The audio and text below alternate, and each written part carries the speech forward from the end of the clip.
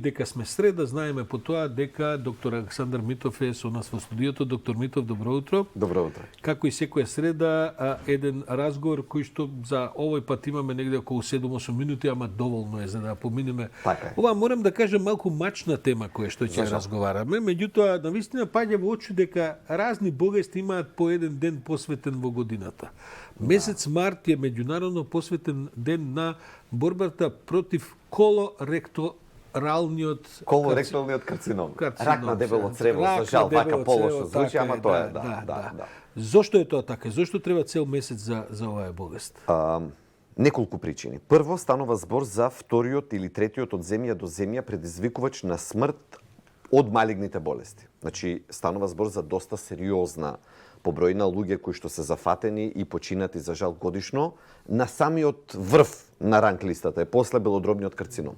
Тоа е прво. Второ, иако е толку високо, многу лесно е диагностицирањето со колоноскопија и ако навреме се фати, веројатноста да се помогне на човек и дури за 90% да се намали веројатноста од лош исход, ја има само и само ако навреме се направи колоноскопија. Ама го кажете клучот, колоноскопија. Тоа е да толку непријатна работа и затоа веројатно луѓето не одат на такви проверки. Не, непријатно спијат. Значи, јас се вбројувам во тие, бидејќи еднаш сум правел пред 10 години, тие обично кога еднаш ја направиш неколку години, потоа не мораш да го правиш. Така е, отприлика 5 години. Како не се стигна до некој друг вид на проверки, туку мора на тој сега да не го опишуваме? Има поедноставен начин. Поедноставниот начин е така наречен ФОП или скриено окултно крварење во фецес.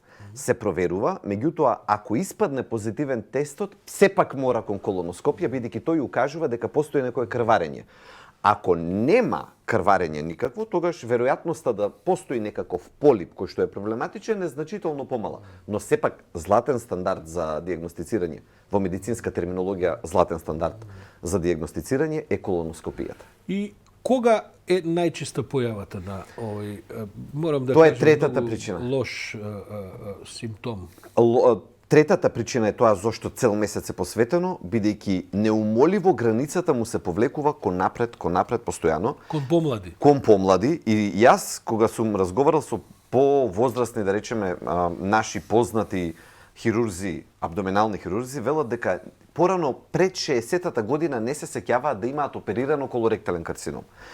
Во Соединетите Американски држави се прогнозира дека до 2030-та година, значи за 7 години од сега, во возраста помеѓу 20 и 50 години, тоа ќе биде број 1 карцином Зошто е тоа така, доктор Митов? Неколку причини. Пак е исхрани, начин на живот? За жал.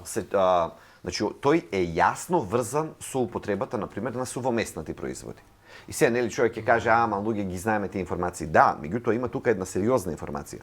Светската, меѓународната агенција за истражување на рак, тоа е врвниот авторитет во оваа област. Во прва категорија канцерогени ги става сувоместнатите производи. Значи со азбест, со најлошите можни канцерогени ги става и луѓето кај нас не се свесни дека сувоместнатите производи на вистина се на тој ран. Сега да кажеме, за каква консумација на сувоместнати треба да стане збор за да бидат ризик? Оти сега едно саламче така дневно. Во право сте. Да не правиме се па друг вид на... Не одиме во таа крајност, но кажуваме.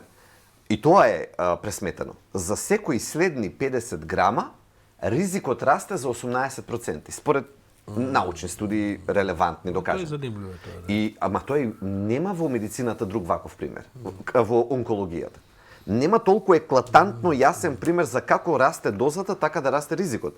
Што значи сувоместнатите производи. И тука има сомнеш кон газираните пијалаци, не е истражен до крај, таа е мокна индустрија. Блокира. Меѓутоа има голем сомнеш кон за супстанциите кои што се кајни дека влијат. Ти видите, нешто мора да има. Значи, не може така да галопира кон помлади колоректалниот карцином, а да е туку така. Ако не одиме на овие медицински златни стандарди за откривање, како што видите, како да се препозна евентуалниот ризик дека нешто може би се случува? Првото кое што човек треба да го загрижи е нарушување на навиките со одење во тоалет. Значи, сите ние веќе се до оваа возраст знаеме кои ни се навиките, што е нормално, што не е нормално. И било која отстапка, почесто столица, малку слуз, крварење, капка, две, било што, веднаш треба да биде аларм. Значи, проблемите со промената на структурата на столицата или општо на навиките, запек, па диареја, па пак запек, па пак диареја, особено ако тргне така наизменично, секого треба не да го загрижи, туку да го натера да отиде и да поразговара со матичниот лекар и потоа најверојатно да оди на колоноскопија. Значи нула толеранција за промена на навиките во одење во тоалет. Добро, ама во денешниот начин на живење, промена на одење во тоалет може да биде предизвикана од 100 причини. И така е. Затоа има полесен тест, нели, тој што е тестот на скриено крварење. Во Америка велат вака, над 50 години секој треба да направи колоноскопија. Точка. И колку трае тој век на траење на таа проверка? Бидејќи знам на времето вела за наредните 3-4 години си слободен. Па и до 5. Заради тоа што ако нема фамилиарна позитивна анамнеза, ако некој друг во семејството немал таков проблем, зошто?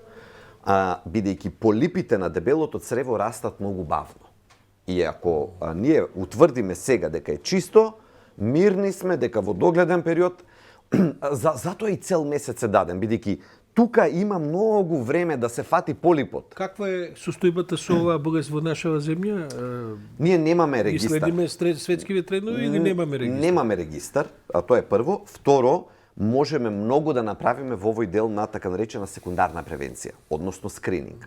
Се кажува, нели, да се прави е добро, меѓутоа тука треба да се направи, да се дизајнира од страна на државата една јасна мрежа на неколку центри во државата каде што ќе се прави колоноскопиот и не бива само во Скопје да се прави и тук таму по друго место.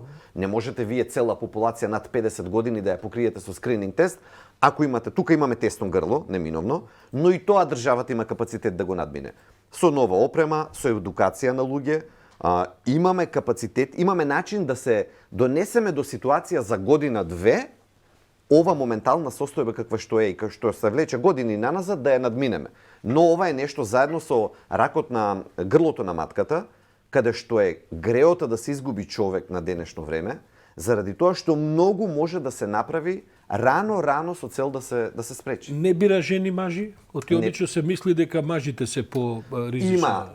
Има една статистичка наклонетост кон мажи, меѓутоа и тоа сега почнува да се нарушува како границата се влече понапред, така имаме проблем. Ајде да го завршиме разговор со животниот стил. Колку животниот стил влие придонесува многу. Пред се внесот редовно на растителни влакна, тоа е единственото нешто кое што досега го знаеме во медицинска терминологија да биде протективно, односно да заштитува.